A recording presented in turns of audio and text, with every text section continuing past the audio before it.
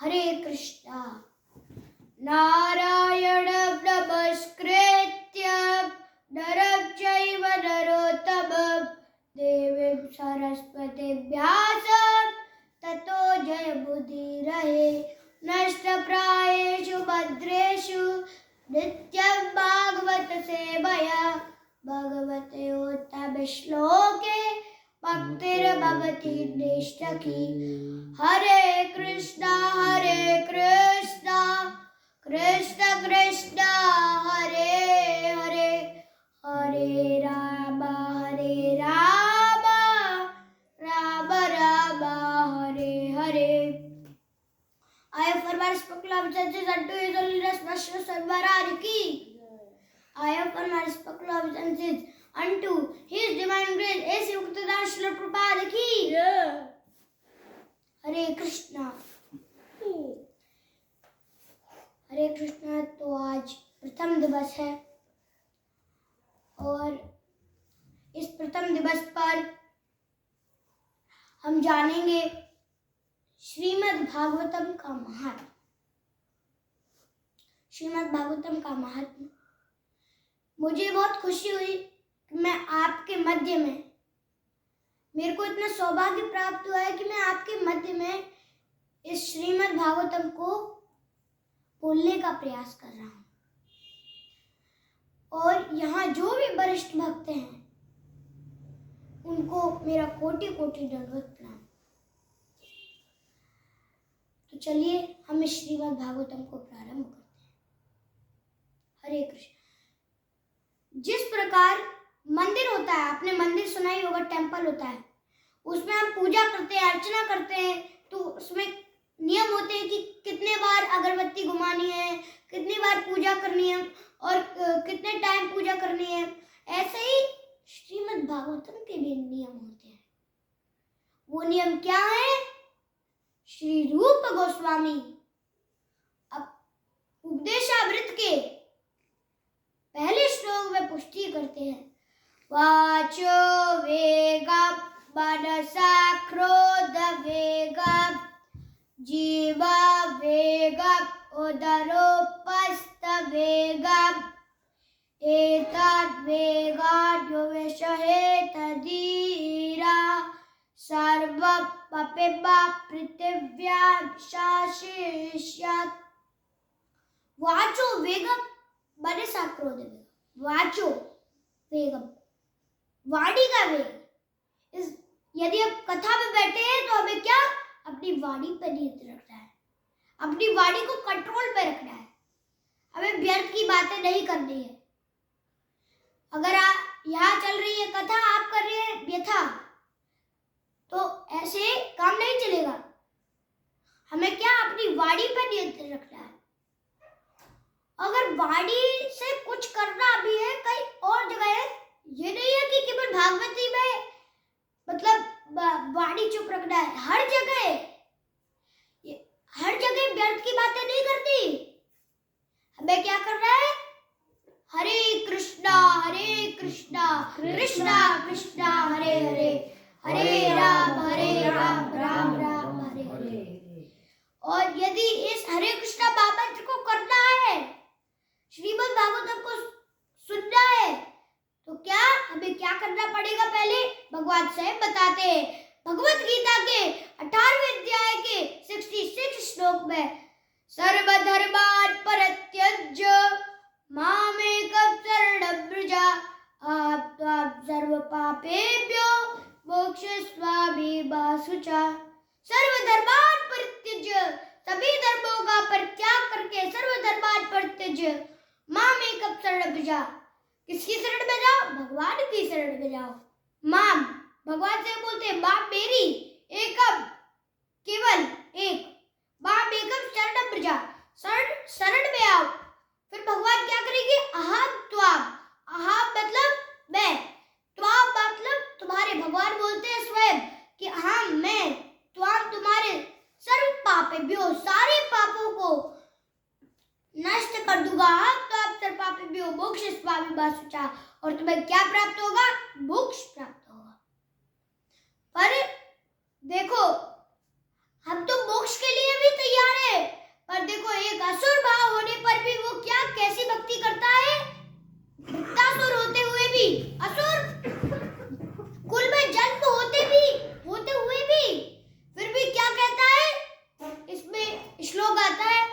नाकपृष्ठं न च पारमिष्टं न सर्वभौमं निरसाधिपत्यं न योगसिद्धिर्न पुनर्भवं समाजसस्त्वाभिरहस्य काचे।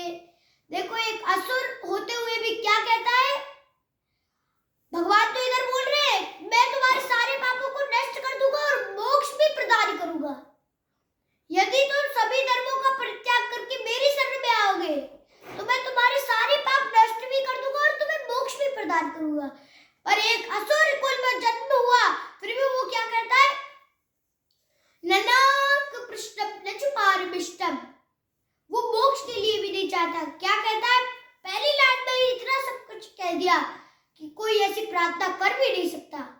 ननाकपृष्ठं क्या बोलता है वृत्तासुर कि ना तो मुझे इंद्रलोक चाहिए, ननाकपृष्ठं न च पारमिष्टं, उससे भी ऊपर क्या?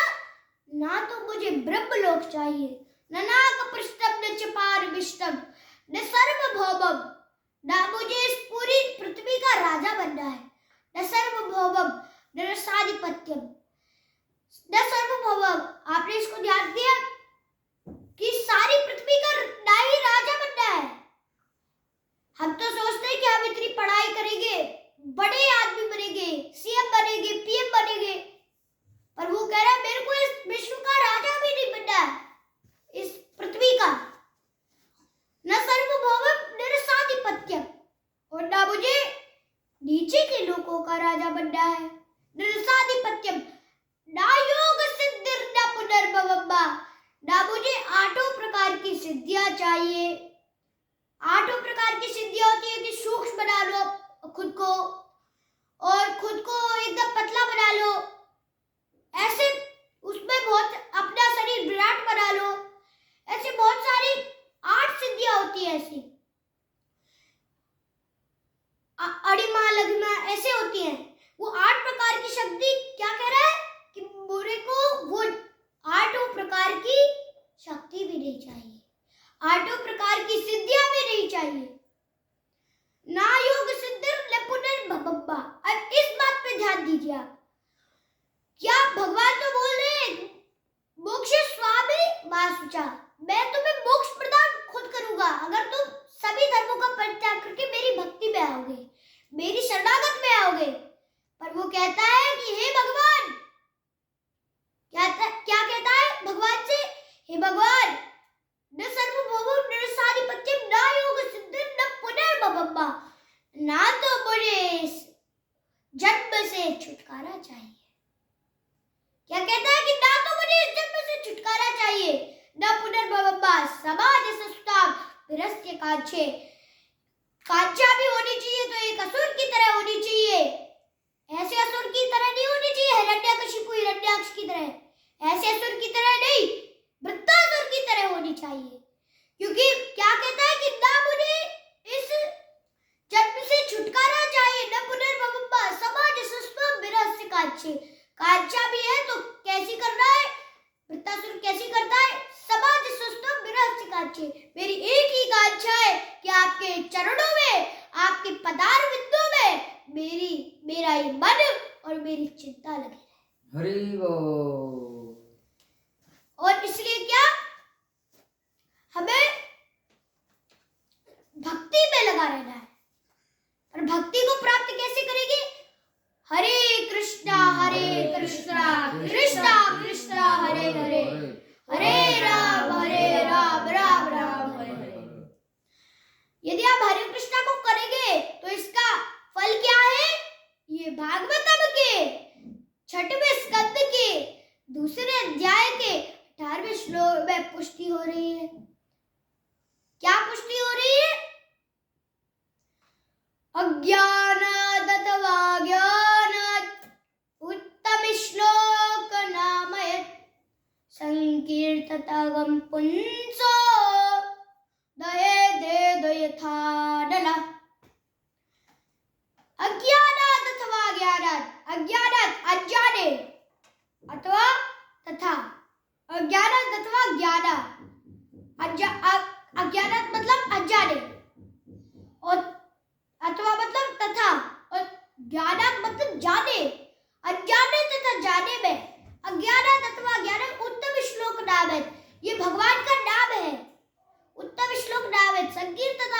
पुत्सो, यदि कोई इसका संकीर्तन अगम करता है, मतलब ज्यादा करता है, अगम पुत्सो कौन करता है? ये कुत्ता बिल्ली नहीं करता, कौन करता है? पुंसा अर्थात मनुष्य, व्यक्ति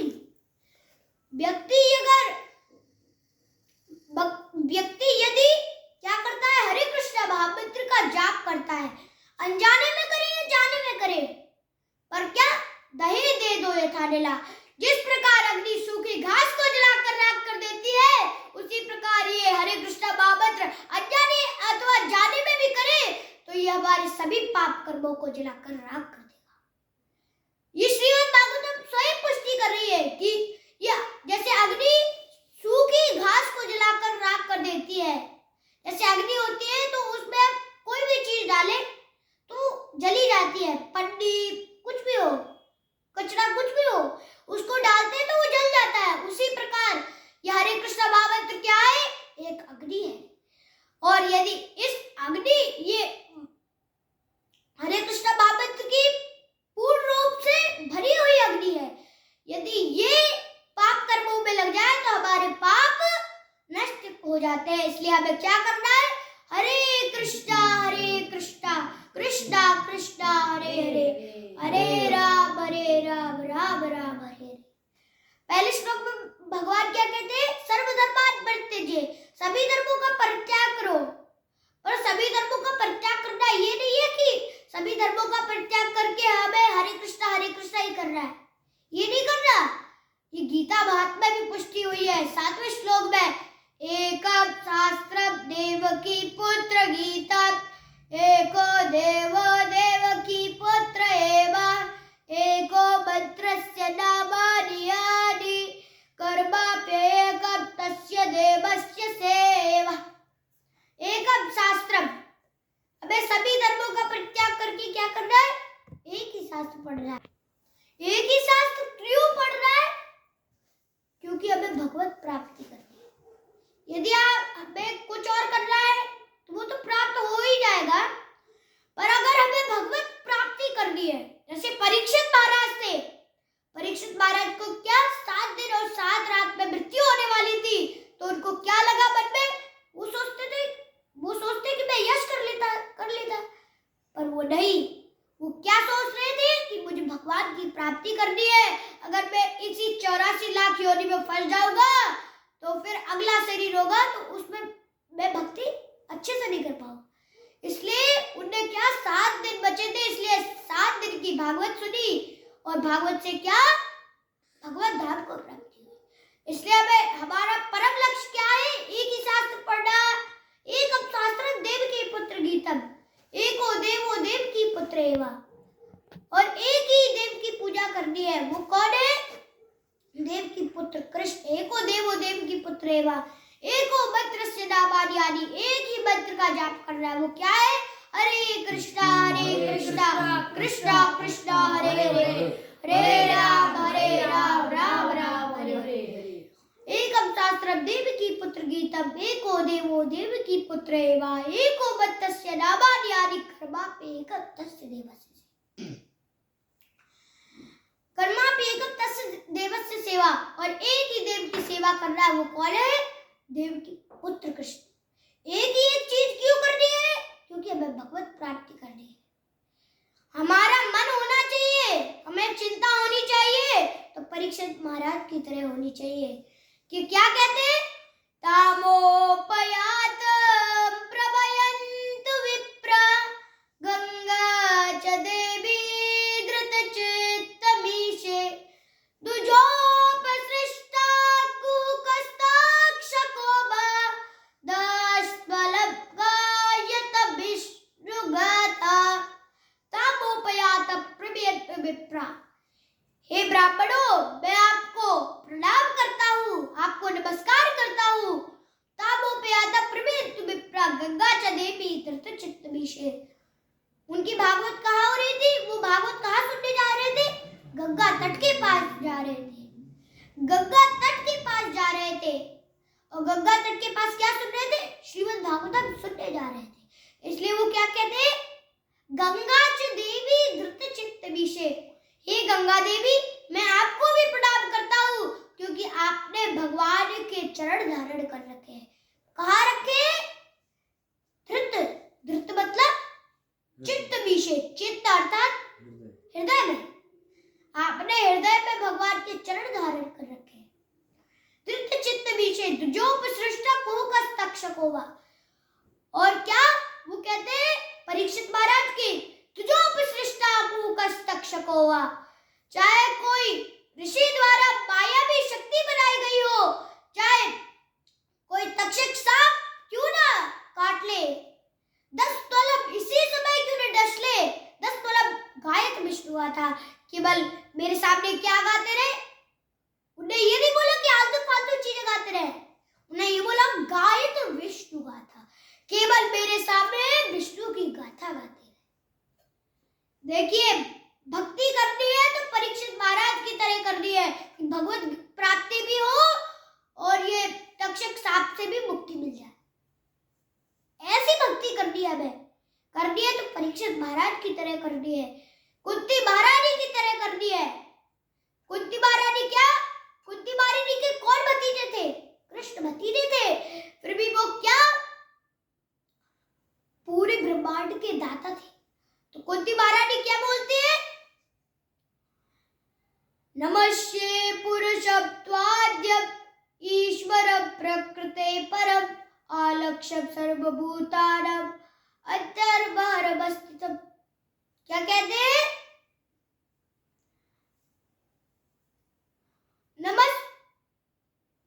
अभी मैंने क्या बोला? नमस्ये पुरुषत्वाद्य। कुंती महारानी क्या कहती है? नमस्ये, नमस्कार करती हूँ। किसको करती हूँ? भगवान की करती, भगवान को करती हूँ। नमस्ये पुरुषत्वाद्य, जैसे अभी मैंने बोला भगवान, भगवान का अर्थ पुरुषम, पुरुषम अर्थात परम पुरुष, सुप्रीम पर्सनैलिटी ऑफ गॉड है। नमस्ते पुरुषत्वाद्यम, उन ईश्वर को, त्वाद्यम ईश्वर प्रकृति परम, किनको करती हूँ? जो प्रकृति के परम धाता है, प्रकृति परम आलक्ष्यम सर्वभूतानां, जो सभी भूतों के हेड है, सर्वभूतानां अंतर्बहिर्वस्थिता, जो अंदर भी रहते हैं और बाहर भी रहते हैं, अंतर्बहिर्वस्थित। ऐसे तो बहुत सारी भक्ति के ऊपर बहुत सारे लोग पुष्टि करते हैं। मैं 101 प्रार्थना है श्रीमद् भागवतम में, कितनी सारी प्रार्थना है परीक्षित महाराज की और कुंती महारानी की और उत्तरा की, भीष्म पितामह की, भीष्म पितामह देवगढ़ की, चार कुमारगढ़ की, करदम मुनि की, ऐसी तो बहुत प्रार्थना है, अनेक प्रार्थना है। किंतु हम क्या, मैं ज्यादा भक्ति में चला गया था, इसलिए अब आप क्या श्रीमद् भागवतम को प्रारंभ, अब श्रीमद् भागवत के महात्मा का श्रवण करते हैं। अभी तो हम नियम सुन रहे थे कि हमें भागवत सुननी है तो पहले क्या करना पड़ेगा, कैसे रहना पड़ेगा। जैसे रूप होता है उसमें हमें नियम सीखने पड़ते हैं कि कैसे रहना है, कैसे बेड पे उठना बैठना है। ऐसे ही हम पहले नियम सीख रहे थे कि कैसे रहना है उसमें। तो चलिए अब श्रीमद् भागवतम में प्रवेश करते हैं। श्रीमद् भागवतम नैमिषेषु तपासीनं विभाद महतामितं कथामृत स्वाद कुशला शौनको आब्रवीत। एक समय नैमिषारण्य में विराजमान, कौन विराजमान? सूत जी विराजमान। कहाँ विराजमान है? नैमिषारण्य में विराजमान। एक समय नैमिषारण्य में विराजमान श्री सूत जी को प्रणाम करा। किसने करा? सौनक जी ने किया।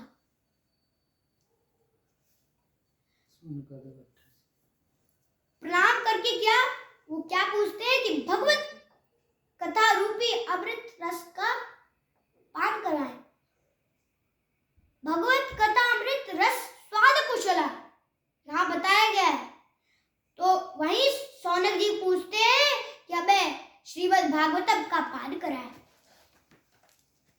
शौनक हो आब्रवीत।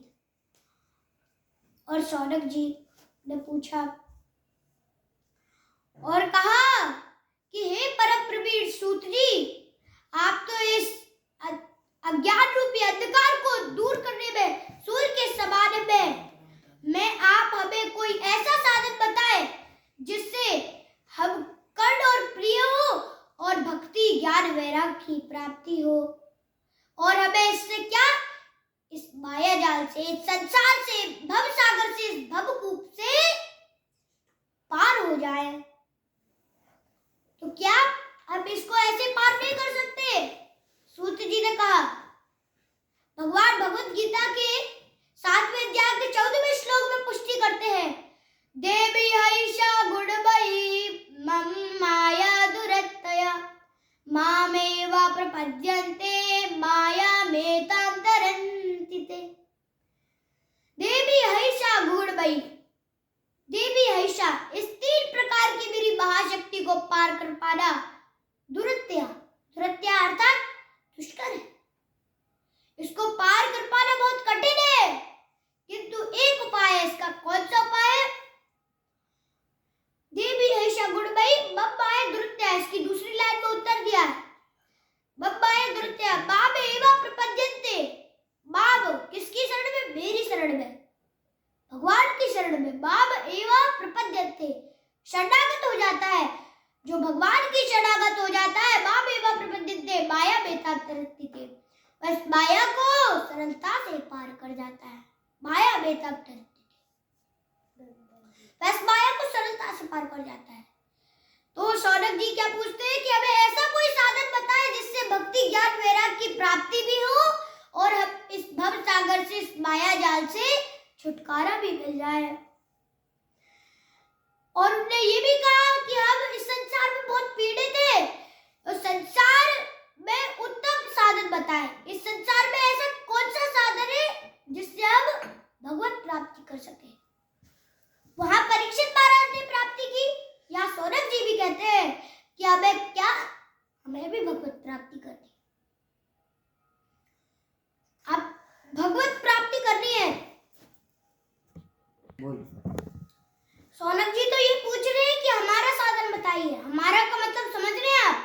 शौनक जी ये थोड़ी बोल रहे हैं मैं केवल मेरा उद्धार बताइए, वो थोड़ी ये बोल रहे हैं। वो कह रहे हैं मेरे साथ 88,000 ऋषि है और जो इस संसार में हम लोग हैं, उनके लिए भी उद्धार करने के लिए भी पूछ रहे हैं। शौनक जी खुद के लिए नहीं, सभी के लिए पूछ रहे हैं। 88,000 ऋषियों को के लिए पूछ रहे हैं। तो फिर सूत जी उत्तर देते हैं।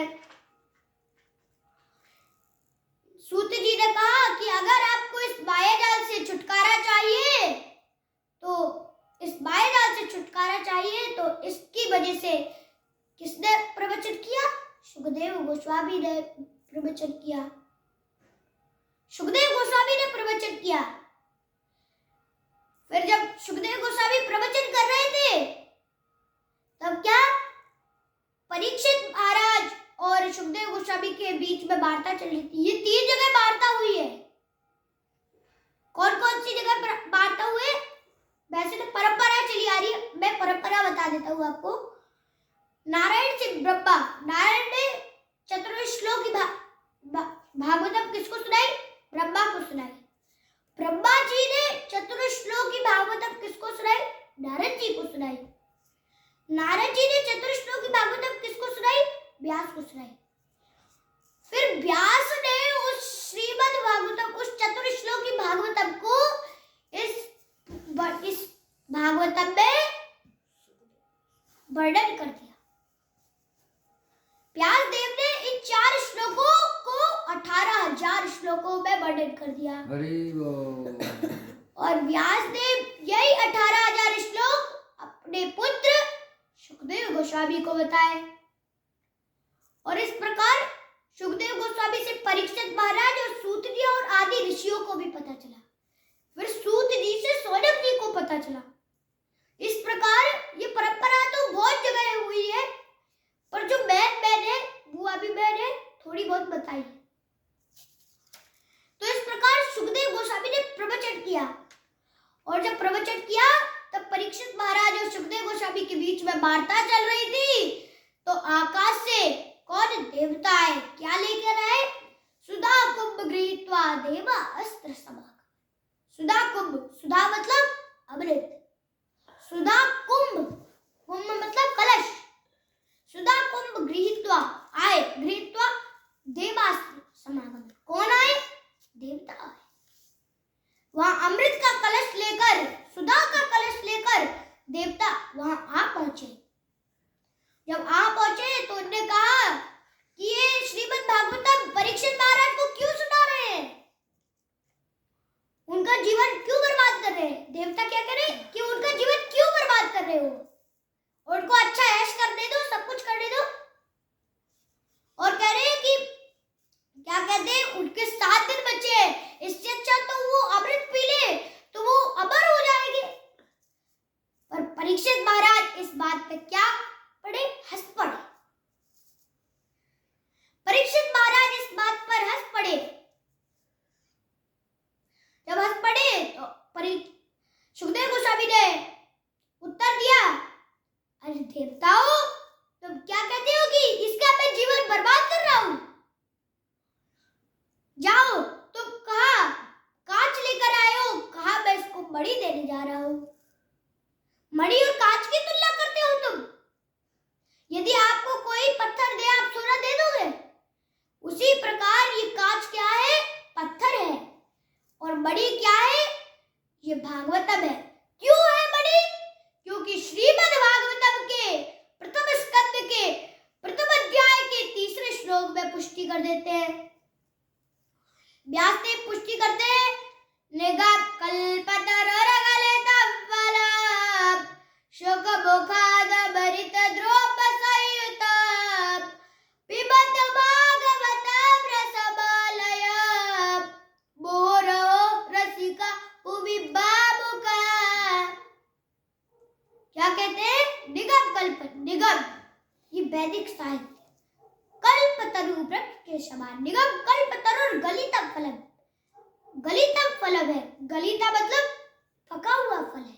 गलितम फलम शुकमुखाद अमृत द्रौपदसंयुतं, ये पका हुआ फल तो था, जैसे मिश्री होती है, मिश्री को आप कहीं से भी पढ़ो, मतलब कहीं से भी उसका स्वाद लो तो वो मीठा ही स्वाद आता है उसका। उसी प्रकार ये श्रीमद् भागवतम क्या, कहीं से भी पढ़ो, इसका रस ऐसे ही भरा है, हर जगह से ये मीठा आता है। और प्रभुपाद जी ने हमें मना किया है कि हमें हर जगह से क्या आस्वादन नहीं करना, हमें लाइन बाई लाइन क्रम से पढ़ना है। पहले हमें पहले से 9 स्कंद पढ़ने, फिर 10 से 12 स्कंद पढ़ने। ये प्रभुपाद जी ने बताया कि क्रम से पढ़ना है हमें। ये नहीं है कि आप आज आपने प्रथम स्कंद पढ़ा, आप 10वें स्कंद में भाग गए, ऐसे नहीं पढ़ना है। इसको एक जगह से आस्वादन करेंगे तब इसका पूर्ण ज्ञान मिलेगा। प्रभुपाद जी कोट भी करते हैं कि ये भागवतम बहुत सरल है, पर लोग इसको बीच बीच में से पढ़ते हैं और इसको आधा सुन के ही चले जाते हैं।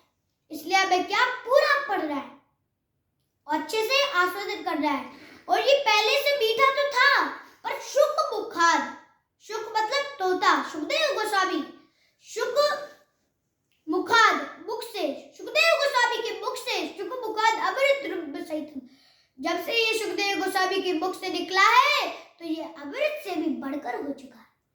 अमृत द्रौपदसंयुतं पिबत भागवतं रसमालयं, जो भी इस भागवत के रस का पान करता है, पिबत भागवतं रसमालयं मुहुरहो रसिका भुवि भावुका, वह संसार से, इस भौतिक जगत से पार हो जाता है।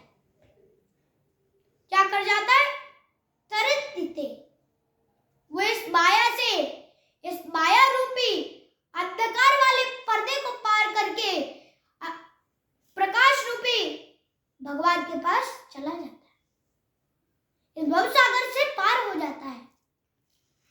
तो सुखदेव गोस्वामी यही बताते हैं, परीक्षित महाराज को सुना रहे थे और देवता से यही कहते हैं मणि की तुलना कांच से करते हो और सख्त बना कर दिया और देवताओं को भगा दिया। और फिर क्या, परीक्षित महाराज को इस श्रीमद् भागवतम का आस्वादन करवाने लगे।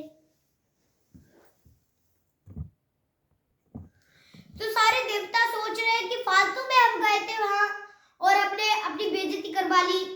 वैसे ही परीक्षित महाराज की इससे मुक्ति होने वाली नहीं है। जब अंत में जब पूरी भागवत हो गई और परीक्षित महाराज की न ब्रह्मलोक में गए न इंद्रलोक में, सीधे कहाँ गए, भगवत धाम में गए, भगवान के पास गए। जब ऐसा देखा तो ब्रह्मा जी और देवता आश्चर्यचकित रह गए कि परीक्षित महाराज की मुक्ति कैसे हो गई है, परीक्षित महाराज की मुक्ति कैसे हो गई। तो ब्रह्मा जी को बहुत ज्यादा आश्चर्य हुआ। तो ब्रह्मा जी अपने लोक में गए और अपने लोक में पुरानी आदतों को ताजा किया। पहले कौन सी आदतों को ताजा किया, तराजू को लिया, अपने लोक में तराजू को लगाया और क्या, तराजू में क्या रखा, तराजू में एक तरफ यज्ञ तप दान जप ये आदि सब रख दिए और एक तरफ श्रीमद् भागवतम रखी। जब श्रीमद् भागवतम को रखा तब श्रीमद् भागवतम का पल्ला ही सबसे भारी पड़ा। जब श्रीमद् भागवतम का सबसे भारी पड़ा तो उनने भगवान का साक्षात स्वरूप मान लिया। और फिर सूत जी ने सौनक जी को बताया कि अरे सौनक, अभी तक किसी देवता ने नहीं सुनी भागवत, पर नारद जी ने सुनी है। तो सौनक जी के मन में क्या आया, क्वेश्चन आया, विचार आया। उन्होंने कहा कि अरे सूत जी, मेरा एक प्रश्न है। जब प्रश्न पूछा, क्या प्रश्न पूछा कि जब नारद जी तो इधर उधर झगड़ा करते रहते हैं और व्यर्थ की बातें करते रहते हैं और उनको तो वो तो एक जगह रुकते भी नहीं है, फिर वो कैसे उनको भागवतम रस का पान कराया। तो फिर सूत जी उत्तर देते हैं, अरे सौनक, ये बड़े इतिहास की बात है कि एक समय नारद जी वृंदावन में जा रहे थे और उनको एक युवती ने देखा और वो क्या कहती है, भो भो साधु छड़क तिष्ठति हे साधु हे साधु हे साधु, एक क्षण के लिए रुक जाओ, मेरी चिंता को दूर कर दो। तब नारद जी पास आए उसके पास। जब आए तो वो युवती कौन थी, भक्ति देवी थी। तो उन्होंने कहा कि अरे युवती, तुम कौन हो और ये तुम्हारे पास ये बूढ़े अचेतन कौन है और जो तुम्हें संभाल रही है ये सारी कौन है, ये स्त्रियां कौन है। जब इस प्रकार कहा तो क्या भक्ति देवी ने उत्तर दिया कि ये पास में जो मेरे दो अचेतन बूढ़े पड़े हैं वो मेरे पुत्र ज्ञान और वैराग्य है। मैं भक्ति देवी हूँ और जो मेरे को संभाल रही है ये स्त्रियां, इनका नाम गंगा देवी सरस्वती आदि यमुना है, जो मेरे को संभाल रही है।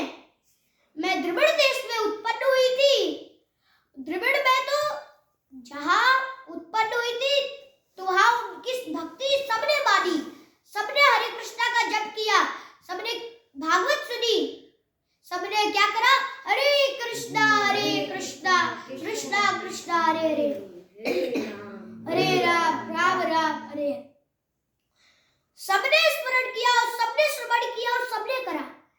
पर जब आगे में गई गुजरात में तो गुजरात में कुछ लोगों ने करा।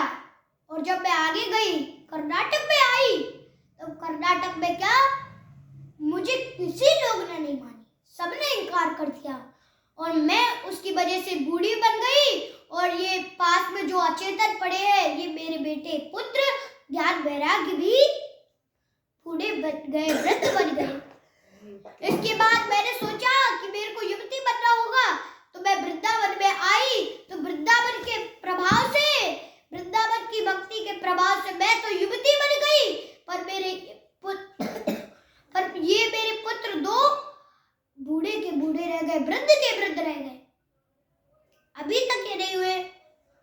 तो नारद जी ने सोचा ये तो बड़ी प्रॉब्लम है। तो उन्होंने कहा कि मैं सबसे पूछ के आता हूँ, इसका सॉल्यूशन कहीं ना कहीं तो मिलेगा ही जरूर। तब क्या नारद जी अनेकों ऋषियों के पास गए, हर जगह गए, यहाँ गए वहां गए, सरस्वती तट के पास गए, गंगा के पास गए, बहुत सारे ऋषि मिले, पर उसका कोई उत्तर नहीं दे पाया। अंत में जब बद्रिका आश्रम गए, बद्रिका आश्रम में जब गए, तो जब नारद जी कैसे थे, बड़े उदास थे, विचार कर रहे थे कि मैं क्या करूंगा। जब विचार कर रहे थे तो सरकादिक ऋषियों ने, 4 ऋषि कौन, जो ब्रह्मा जी द्वारा बनाए गए, ब्रह्मा जी ने उत्पन्न किए थे, वही 4 ऋषि, सनक सनंदन, सनत कुमार और एक और है सनातन।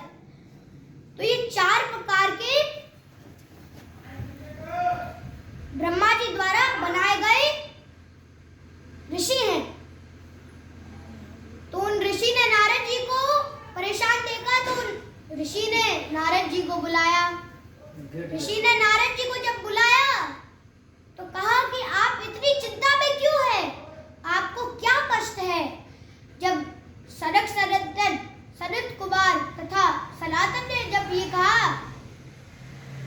तब नारद जी ने उत्तर दिया कि एक समय की बात है कि मैं वृंदावन में था, तो वहां यमुना के पास एक स्त्री थी, उनके पास 2 बूढ़े अचेतन पड़े थे।